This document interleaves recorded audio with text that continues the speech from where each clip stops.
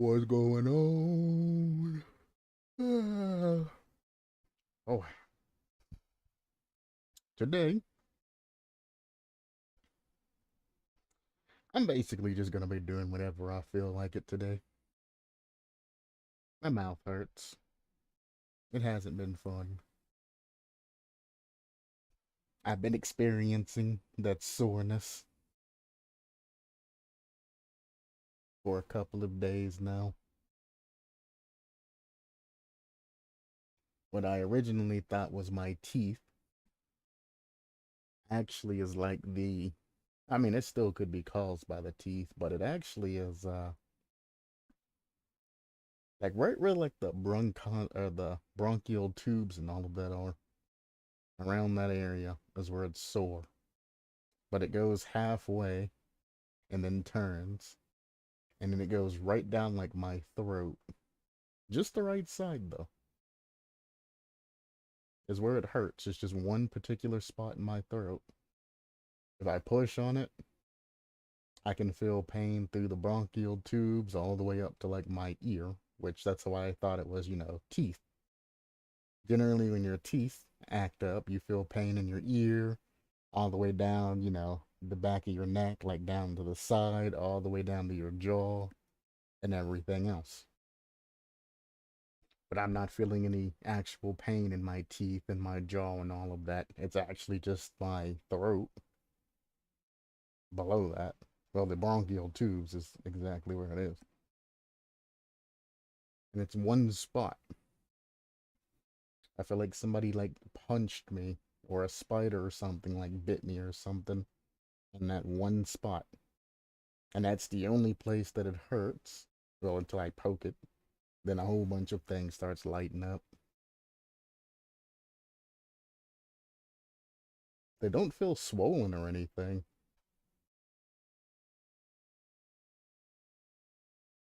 But yeah, it's just right there. Right on the tube. That's where the pain emanates from. We'll see. Worst case scenario, I mean, I'll have to go to the doctor and go down those steps. Let me actually grab a water. If I even have any left.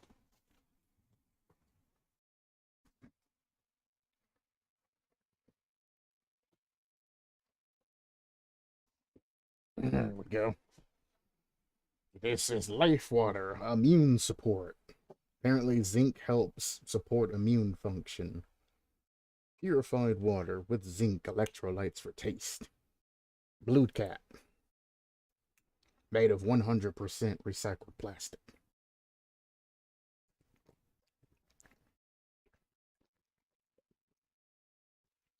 I do gotta say, it does taste different from regular life water.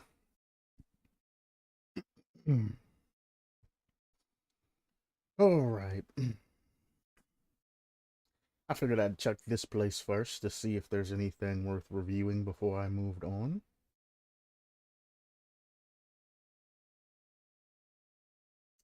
Um,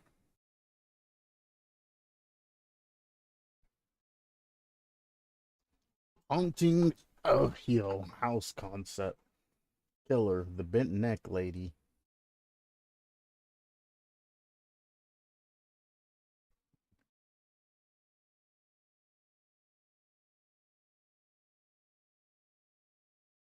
Haunting of Hill sounds like Silent Hill, but the hills has eyes or something.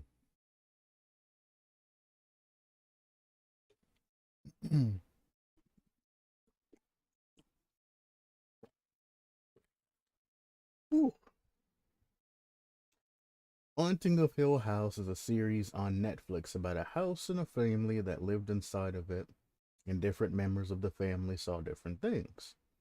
For example, Nellie is one of the youngest members in the family and she saw the bent neck lady. It's really good. So this is a Netflix series, so I'd assume it's an original series by Netflix. And you're trying to pull something from a series that is currently going on from a place where you have to pay a monthly subscription in order to see that. Do you understand how expensive that shit's going to be to bring over a minor killer like that? You're gonna be paying about as much as you're paying to get to get Ghostface, because Ghostface is more recent than the ring. So to get Ghostface and new items and Sadako and all of these other new killers that are coming out in tandem, you're gonna be paying about that much to get a very minor killer. It might be popular now, but I mean, it's not hugely popular and hugely well known. We're not hitting theaters with this and selling, millions of copies.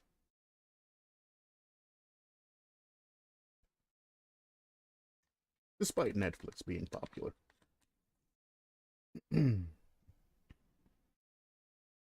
Plus, if anybody does, let's say 100,000 people watch that particular thing, they might not necessarily agree with putting that particular killer into the actual Dead by Daylight, The popularity of the killer might not be high enough. I don't know. I've never seen the statistics or anything like that, but just listing it, just to list it.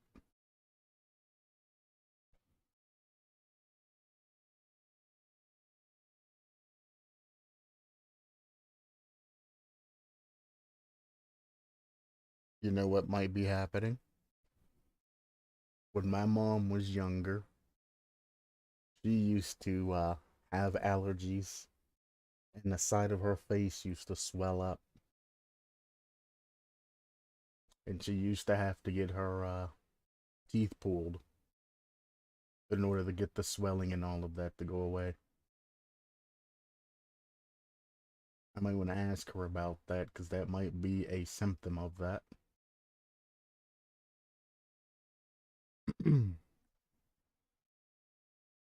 Because that's sort of how it used to start up.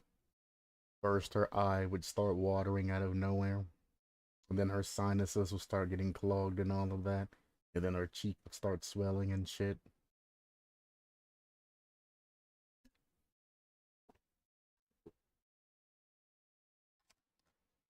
So I wonder if I'm having something similar to that.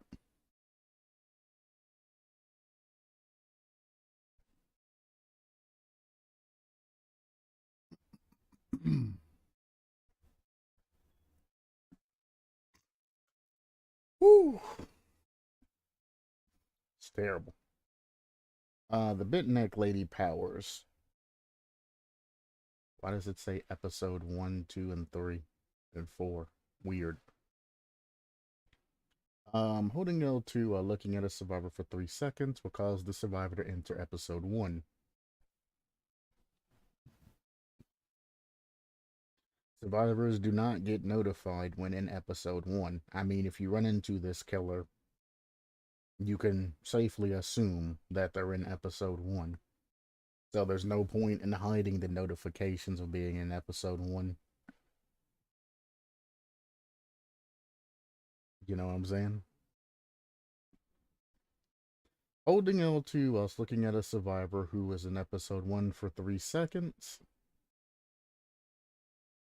And the survivor looks back for 1 second will cause the survivor to enter episode 2. So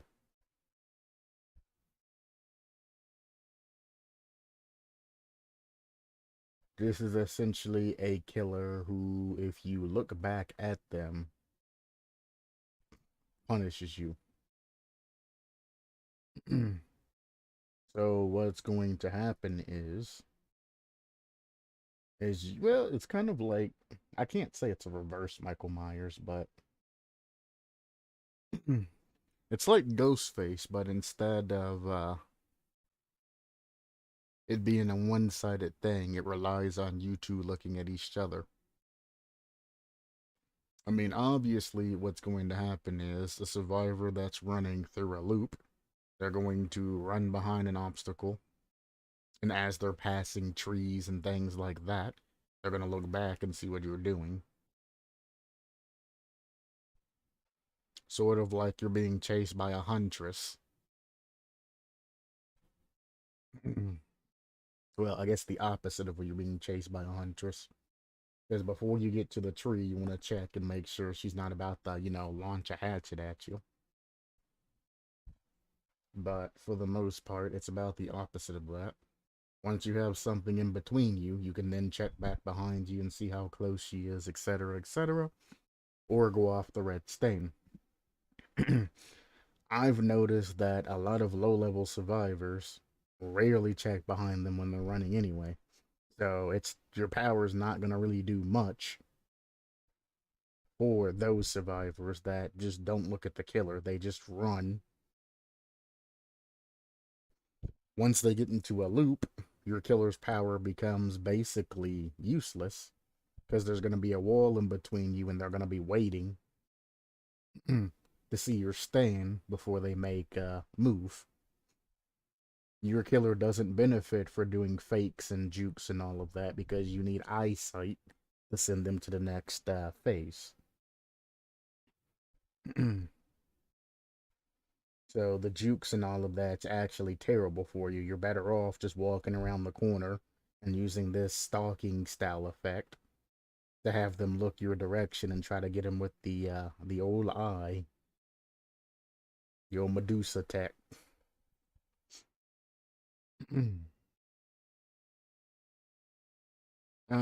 It prevents flashlight blinds and things like that, but I mean, if the survivor sacrifices their ability to see you while they're moving in between tiles, then they'll never get to episode 2, as long as they don't look at you.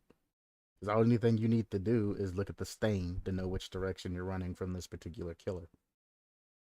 I mean, yeah, you lose a lot, but I mean, if you see the red stain come up on your character, then you know in the next couple of seconds you're going to get your cheeks clapped.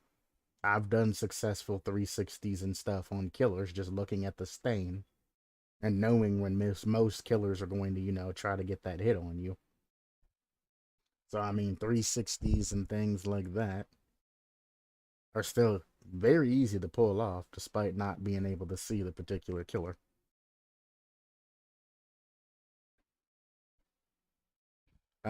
3 seconds between going in between episodes and all of that is ridiculous. 2 seconds or 3 seconds and 3 seconds and 3 seconds, like that's you're wasting time. You can cut most of this out. Hope it don't continue along that. No. You can probably cut most of this out and just have it go between a couple of episodes. Again, episode 1 does absolutely nothing. And why include it? Why include it? So, episode 1 does nothing. Take it out. Foop! Gone. Episode 2, have it a stalking thing, obviously. 3 seconds of stalk time to get into your second phase of anything is stupid. You need to bump that up. It should take a hell of a lot more time. You can use Michael Myers as an example and power balance it around him if you need to. But 3 seconds, that's the first time you see a survivor anywhere. You're essentially going to have that 3 seconds thing on them. And they're going to be popped all the way into there. You get rid of this, add this to this, and make it 6 seconds to get into episode 2. There you go. Easy situation. Instead of doing 3 seconds and then another 3 seconds. The reason why this is redundant is because you don't have any cooldowns in between that. If it was 3 seconds of looking and then there was a 20-second cooldown, but in between the lookings and all of that, that's a different story, having it 3 seconds, then 3 seconds, and then them looking back at you. But there's no cooldown. So you're just going to look at them for the 3 seconds, get them into phase 1, and then look at them again for an additional 3 seconds as you're chasing them to get them into stage 2. They'll eventually look at you because they'll pallet stun you or something like that, or at least try to. Which basically forces you to look at the killer any goddamn way. Because, I mean, that's how Dead by Daylight goes.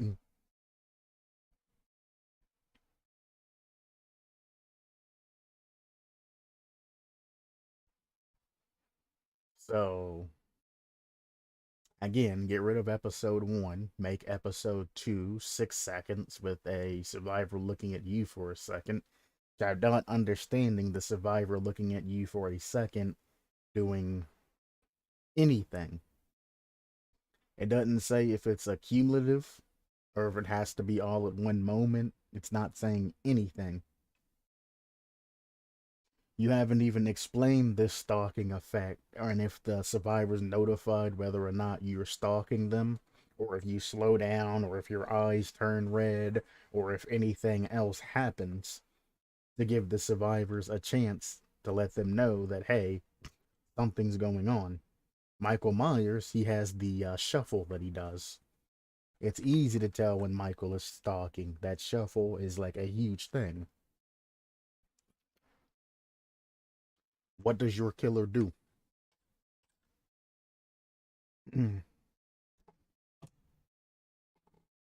So before we go into any of the extra things about these episodes, well, one, episode 4 is completely short as hell.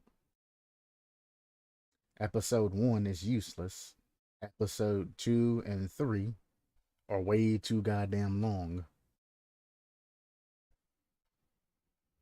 You see how this looks? Small episode 1, sort of big episode 2, huge episode 3, and then really small episode 4. That's not power scaling, by the way. It's not at all. No power scaling. Also, I just popped that out of the peep of my eye. Shikanori the Survivor. Really? We're going down this path again? Sadako just came out and you have to move heaven and earth to Mori a Survivor.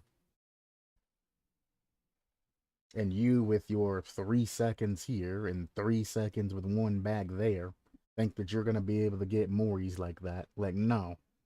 Moris don't come easily. If you're playing a good Sadako build, you'd be lucky to get one Mori from that in the game. If you really want to tilt on that, you can run like Rancor, and you can get a Mori off of, the Condemnation, and then a Mori off Rancor to try and guarantee yourself 2 kills. But you need a way to keep the obsession in the game, so you're going to have to run something like, why do I always want to say we the people? The Trickster's perk that locks the exit gates. Starts with a W. I can't remember the name of it. But that perk works off of every unique hook. So, I mean, you're gonna have to hook the obsession to get max value out of it, or you're gonna be missing a token and some time there. I mean, you don't generally need the full amount of time because Rancor shows you both the positions of each other and exposes them. So, I mean, there's that. And then you're going to need a perk to find survivors because that means you're going to have to chase one, get them to max condemnation. So I'd recommend starting them with the tape or something like that, possibly. And trying to push them hard to try to get that condemnation very quickly. Or you're going to need something like Bitter Murmur to where when they finish a gen, you can see, whoever finished a gen where they are. And then when the gens get completed, you can get that 10 seconds worth of ore reading. I mean, it runs over Rancor, but I mean, during the game, Bitter Murmur is a good push. But I mean, you can use all kinds of different things. Like, if you're going just a strict 2-kill build, you can run Iron Maiden and Rancor and all of that stuff, all of the visionary perks and all of that. You're going to be weak as shit during the game, but I mean, if you're lucky, you'll be able to get a condemnation kill. And then you'll be able to get Rancor. And if that obsession tries to locker hop or do something to get away from you, they're just giving you more ore reading. But I mean, if you're gonna go, down that path, you might as well run like Lethal Pursuer or something like that so you can get, straight to it off the start of the match. Start them with a tape run lethal pursuer, and then hunt the shit out of that particular survivor and hope they don't have balls of steel and the smarts to just take the down and put the tape in. And once the survivor gets to where the tape is, all you can do is take the down and accept the fact that you're probably not going to get that one condemnation kill. Then you have to lean heavily in Rancor. And when I say heavily, I mean you're going to have to somehow stay up the Obsession's ass while they're working on the last generator. So as soon as it completes, you can take the Obsession down and Mori them. Or you're just going to have to down them and basically camp them and hope nobody comes for them and they don't have adrenaline or something like that. So, I mean, you can increase your odds for that, but, issues. I'm not going to go over the rest of this, is why I left this here. If feel free to read all of this, but I'm not going to leave any opinion on the particular power and all of that. It needs to be redone, and until it gets redone, I'm not going to go any farther. Nice unlock screen, lock/unlock screen, or screenshot from your phone or tablet, I assume. Probably a tablet.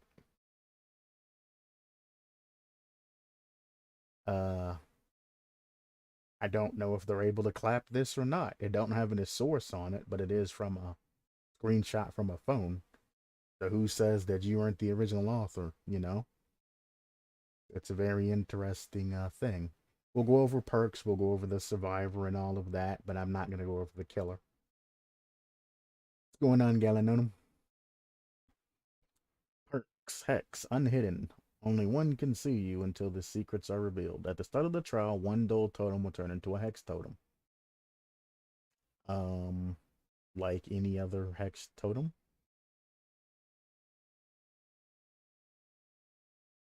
I don't understand why you had to put at the start of a trial a dull totem turns into a hex totem. That's what hex totems do.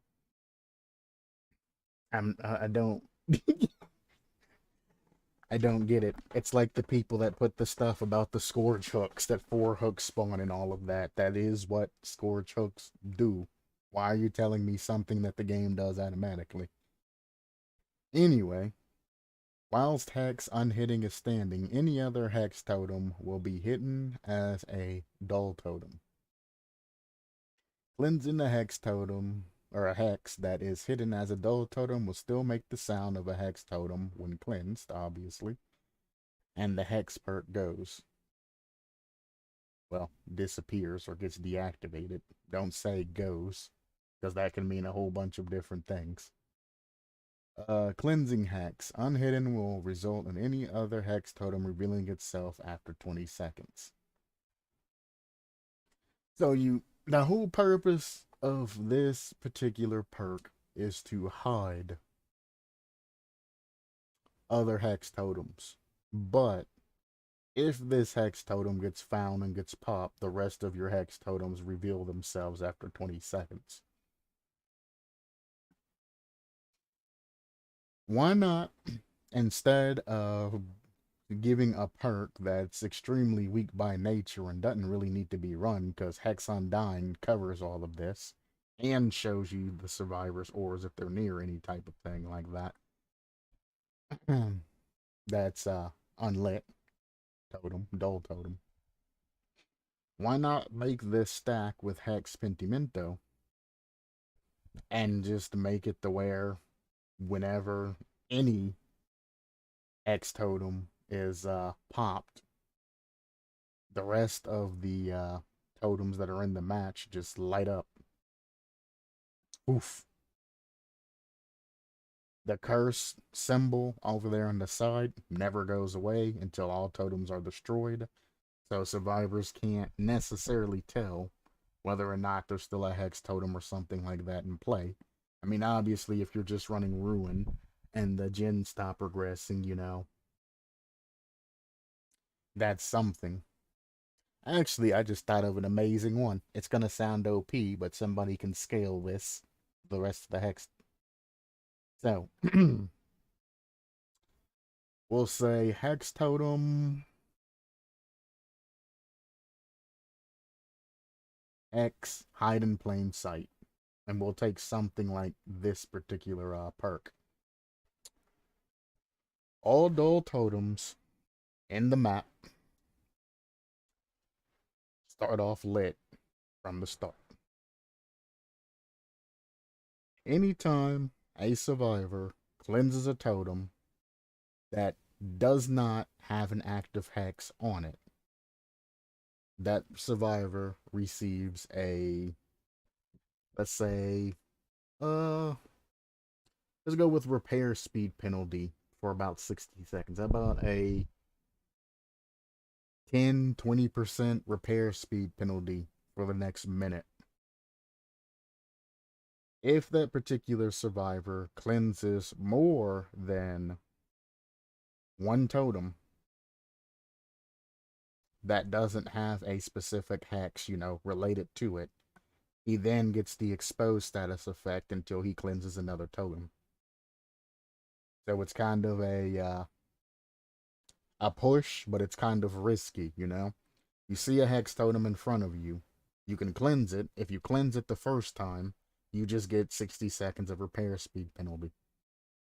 That's not too terrible. It's like an extra 16 seconds on the gen you're working on. Boo-hoo.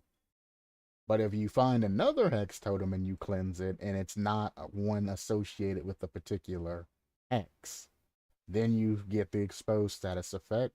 The rest of the totems obviously are going to be shown to you, where they are, etc., etc. However, you're going to remain exposed until you break another totem.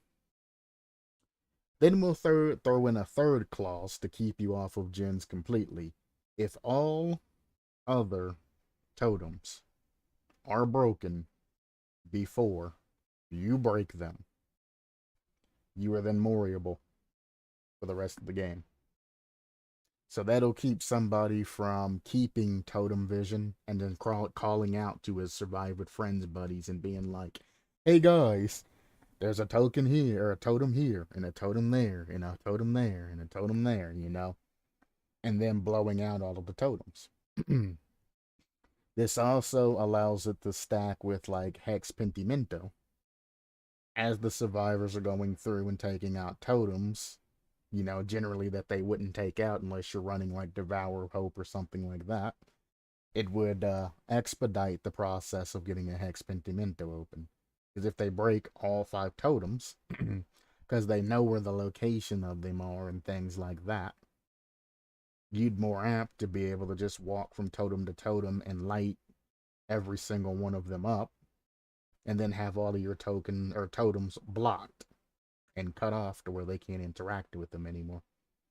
The only thing I wish they added to Hex Pentimento, because it is so hard to get all 5 totems lit at the same time, is if you manage to get that, I wish they would have made the entire lobby exposed for the remainder of the trial. Good as it is, you have a 0.1% chance to get all 5 Hex Pentimento totems up. A perk like that would assist it, because the survivors, have that choice of giving you more totems, and if you have Hex Pentimento, you can get all 5 lit up. I think it should lock the totems down to where they can't be interacted with again, and you should essentially get either the ability to Mori or a no-ad style effect to where you can just clap survivors, because that's just bad play. A survivor breaking a totem, letting you get your Hex Pentimento, knowing that it's an effect because they get the repair speed, the heal speed, the recovery speed, and all of that, not going back to the place that they broke the totem and breaking it again. In 5 different instances. That's just sloppy work. They deserve to be hard punished for that 0.1, percent play. Because Hex Pentimento, all it is repair speed. That's it. It actually hinders you lighting more than one, or rekindling more than one token at a time. Because the heal speed's nothing but Circle of Healing and other survivors and everything like that being in play. and all the healing perks, etc., etc. It's a hindrance. So you would literally just light one. Once that gets taken out, you'll go and light another one to get that one back. And it's just repair speed. And that's what most people use it for, is the repair speed.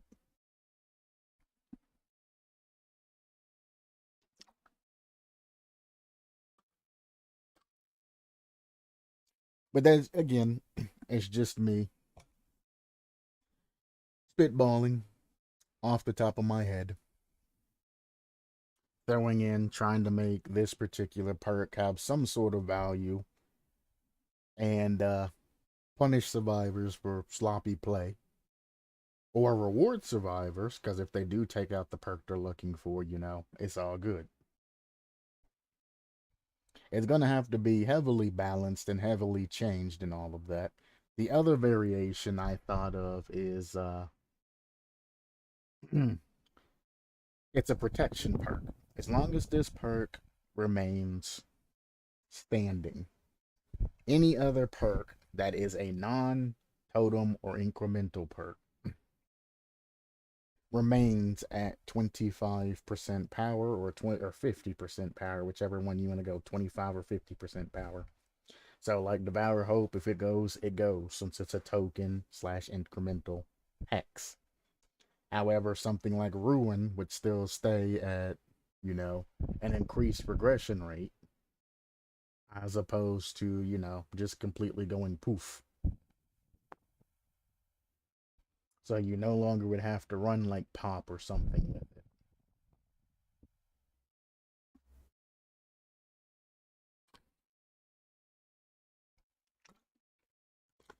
Well, that is going to require a lot of balancing, because you're going to have to go through every single perk and then scale it to see,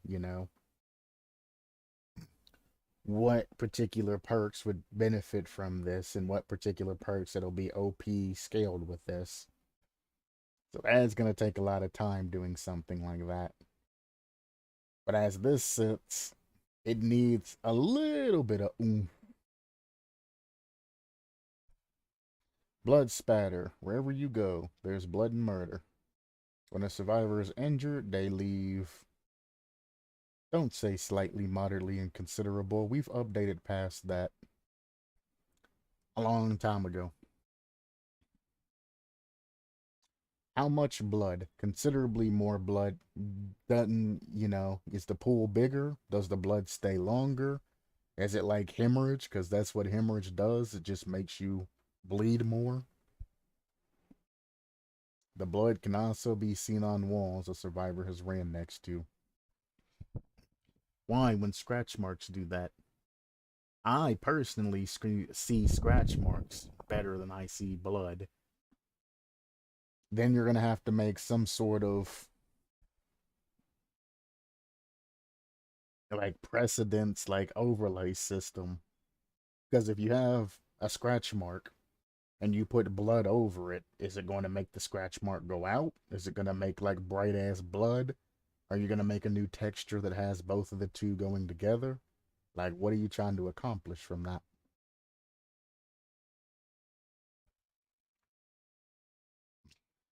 But blood splatter is basically hemorrhage. um, Terror together. You become obsessed with one survivor. Whenever a survivor is within X amount of the obsession, they hear the killer's terror radius. They have something like this, except for you have to basic attack the obsession to transfer your terror radius. They already have a perk similar to this. It's actually in the Shrine of Secrets right now as well. I think it's called like Dark Devotion or something like that. The whole point of Dark Devotion is for like Doctor or anybody else that uses, that has power linked to their particular terror radius. That's the whole point of that. So you making it like this to say whenever a survivor is basically anywhere near another survivor, the killer can constantly use their terror radius perks. Whether it be something linked to like overwhelming presence or whichever one it is that, makes your item consumption faster, or the one that gives you skill checks, makes them harder when the killer's nearby. You're gonna constantly have that from the obsession. Not to mention any killer that, has any power related to their tear radius or any perks.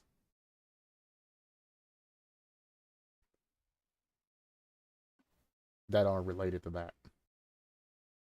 I don't know if Infectious Fright is tear radius or just 32 meters. I think Infectious Fright is tear radius based. So if you hit somebody, wherever the obsession is, and whoever, is nearby the obsession, they're going to scream as well.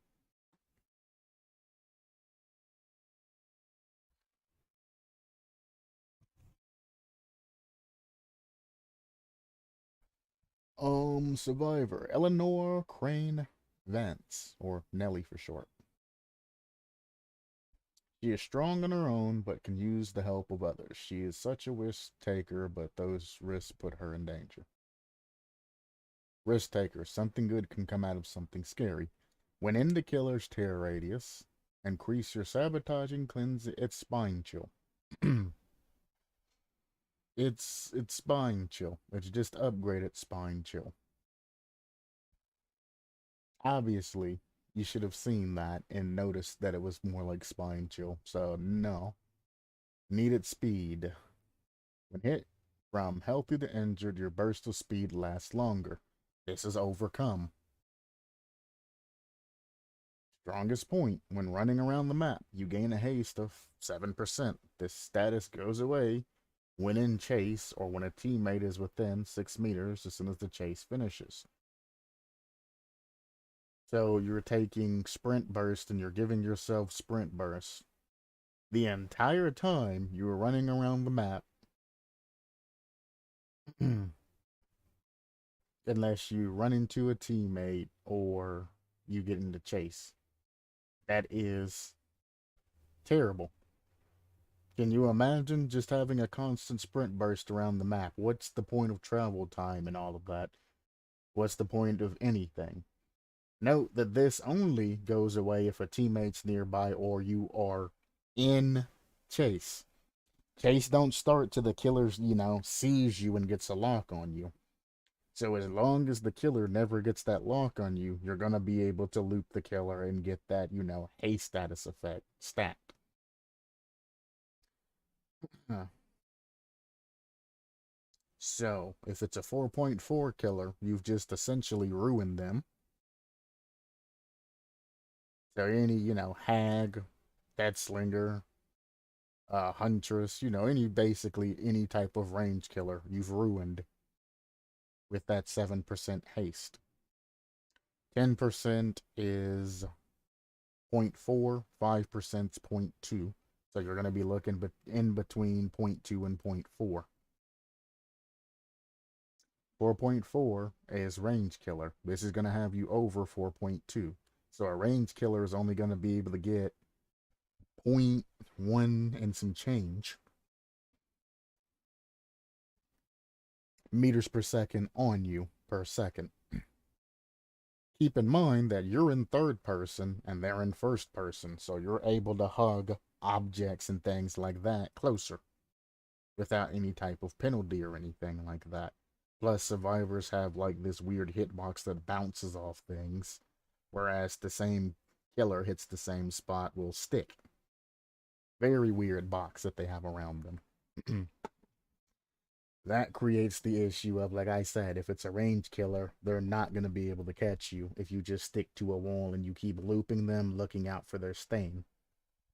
They don't see you, they never start chase, they can never gain on you. Anytime they try to slow down and try to use their power, all you have to do is break their sight for a couple of seconds and the chase will end, allowing you to go right back up with your speed boost. So if you pallet stun the killer and then run off to the side out of their sight or blind them or do whatever you need to do, you're going to have this increase of speed that comes back to you, regardless if the killer knows where you are or not, because it is considered an in chase. Another reason why I say no to this particular perk.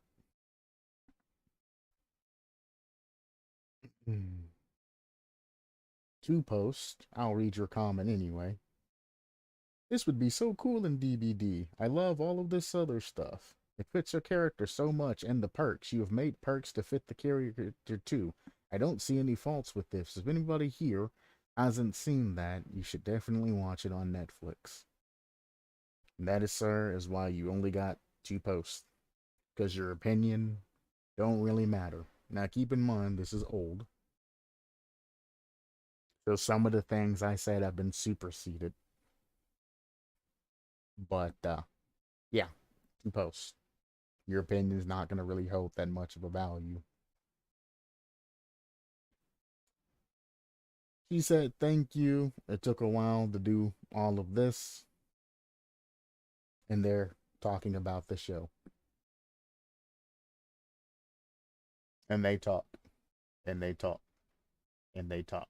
And then somebody else comes in and talks about their previous things that they made and all of that. Now, this is from January 2021, but I needed to cover something, and that was just there. So, this is where this slides in. This was before Sadako and all of that. Keep in mind, but this no longer is relevant, in modern times. It's been superseded. But you can see where behavior, if they did look at this, where they could pull things like that from. Or parts of Sadako and things like that from. That's gonna be the end of that. I just figured I would stop by, do my due diligence and all of that. I think the next thing we're going to hop onto is Rocket League. So video's gonna end and then pop back up.